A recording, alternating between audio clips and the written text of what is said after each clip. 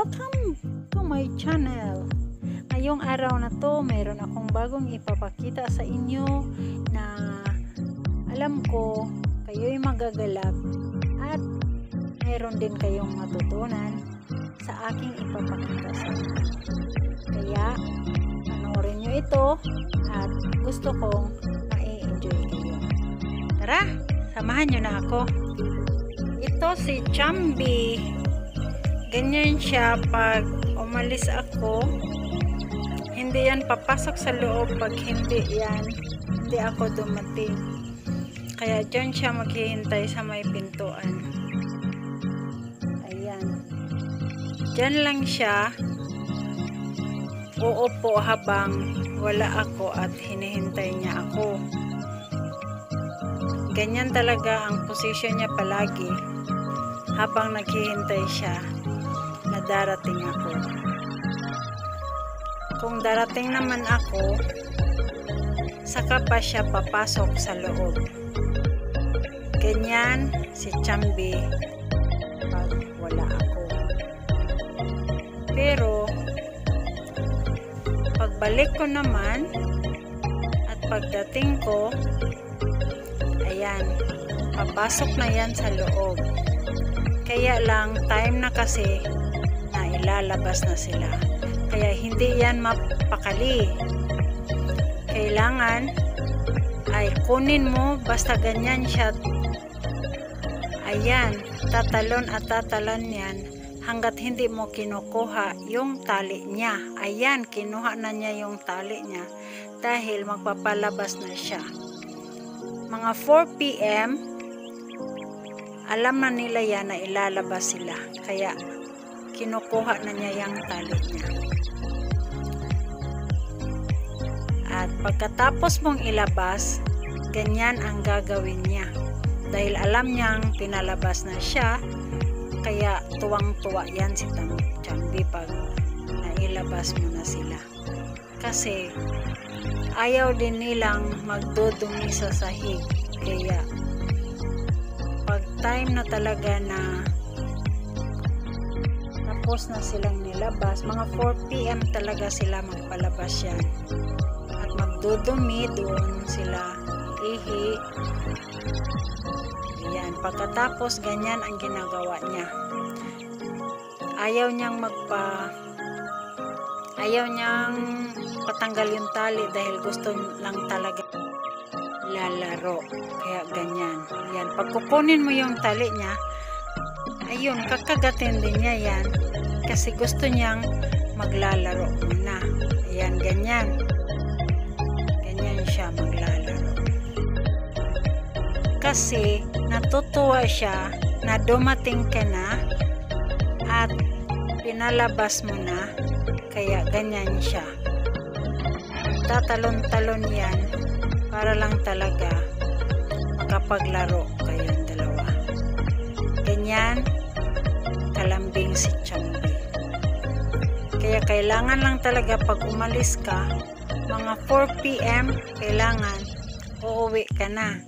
Kasi naghihintay na yan sa pintuan dahil magpapalabas at maglalaro kayo pagkatapos mong mailabas. Ganyan talaga siya. Ngayon ay kukunin mo na yung tali. Ayaw pa talaga niya yung ibigay dahil gusto niya pa talagang maglalaro kayo.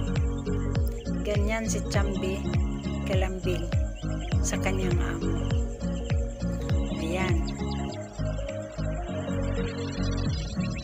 Ngayon ay itali mo na. Ayaw pa talaga niya magpatali dahil gusto niya lang talaga maglalaro kayo.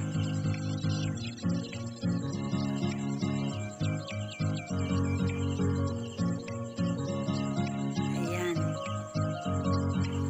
Pero tingnan nyo guys yung kanyang paa. Malaki na talaga. 2 paa na talaga ang lumaki. Butit naman makakalakad lang siya. Ayan si Chambi. Ngayon, pagkatapos niyo maglaro, pwede mo na siyang talian. Tali mo na siya sa ilalim ng katre para doon na siya uupo kasama si Gypsy. Ayan. Pagkatapos mong ilagay siya sa ilalim ng katre, ayan, pupunta na yan sa katre at hihiga na yan at matulog. Ready na yan sa pagtulog. Halos kunin pa ang buong katre pag matulog yan. Ayan. Ayan, ganyan talaga si Chambi. Kaya lang baka hindi pa kayo nakapag-like, paki-like naman. At mayroong share, paki-share na para makikita sa lahat ng mga friends nyo kung anong mga nakikita at nalalaman nyo. At syempre, huwag kalimutan paki-subscribe at may bell sa gilid. Ayan, pindutin na. At hit na yung all sa itaas para ma-notify kayo sa lahat ng bagong videos na i-upload ko. Kaya ayan, tingnan natin kung anong gagawin ni Chambi na napakalambing na aso. Ayan siya, ganyan siya. Halos kukunin lahat ng space ng katre. Ayan. Ganyan siya pag antok na. Kinakamot-kamot niya yung kanyang mata. Tapos, ayan o. Ganyan siya. Minsan, kinukuha niya yung unan ko. Siya ang mag-uunan. Ayan. Ganyan lang talaga si Chambi. Ayan. Hoy, Chambi! Antok na talaga yan. Kasi pagkatapos mong ipalabas, pakainin mo na yan. Kasi pagkatapos niyang kumain, ay pupunta na yan sa ilalim. Itali ko na yan sa ilalim ng katre. Pag naitali na siya sa ilalim ng katre, ayun na. Papanhik na yan sa katre mo. Tapos, ayan. Ganyan ang gagawin niya yan. Pagkatapos mong ipalabas ay hugasan ang paa para pag-akyat sa katre mo hindi madudumihan yung katre mo. Ayan si Chambi, ayan na, nangungulit na kasi antok na talaga yan. Ayan. Oh. Ayan siya. Antok na talaga yan si Chambi pag ganyan ang ginagawa.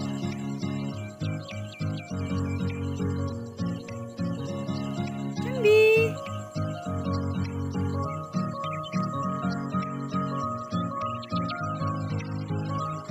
Ayan, kukunin na niya yung unan at siya na ang mag-uunan niya.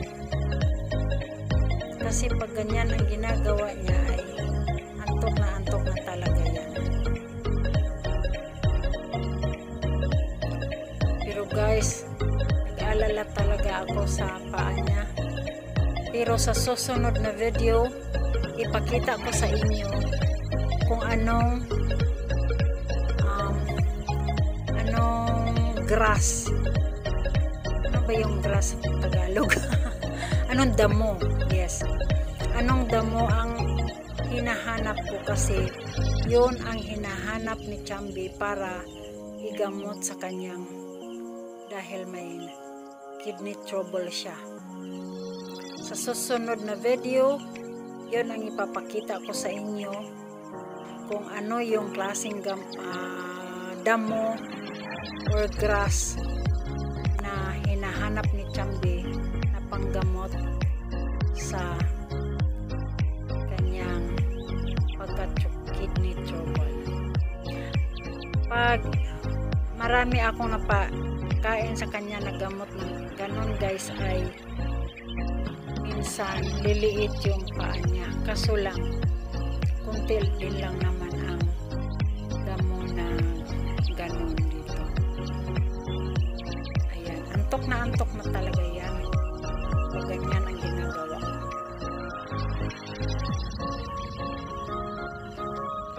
ayaw mo naman yan pinagsabihan na lie down kasi talagang ikot ng ikot pa yan hanggang sa wala na talaga yung mata niya at yun, matulog na lang talaga yan. Ganyan si Chambi. Ayan.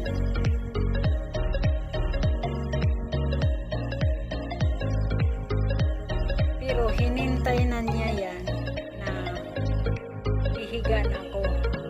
Kasi pag hihiga na ako, hindi na yan magkikilos-kilos. Punta na lang yan sa unan, hihiga na yan sa unan, at matutulog na yan. Kaya, minsan, pag antok na talaga siya, pag pumasok na ako, tulog na siya. Pero basta, kung pwede palang hintayin niya ako. Ganyan din ba ang aso nyo? Minsan, pag aalis ako, ang maiisip ko lang ay si Chambi. Lalo na pag late na talaga ako makauwi. Kasi si Chambi, uupo lang yan sa pintuan at hindi papasok kung hindi ako darating. At hindi din yan magdudumi sa loob ng bahay kung hindi ako darating, saka ko pa yan ipalabas. Kaya pag ako'y umalis, kailangan makauwi ako ng 4 PM kasi si Chambi parang mapalabas ko sa bahay. Kasi iniisip ko rin yung kalagayan niya ay mayroon siyang beri-beri na hindi naman madiagnose sa doktor kung anong sakit niya. Sana guys nagustuhan niyo ang video, at kung nagustuhan niyo man, paki-like naman at mayroong share, paki-share na para makikita sa lahat ng friends nyo kung anong mga nakikita at nalalaman nyo. At mayroong subscribe, ayan, pindutin na at hit na yung all status para ma-notify kayo sa lahat ng bagong videos na i-upload. Kaya guys, thank you for watching. See you next vlog. Bye!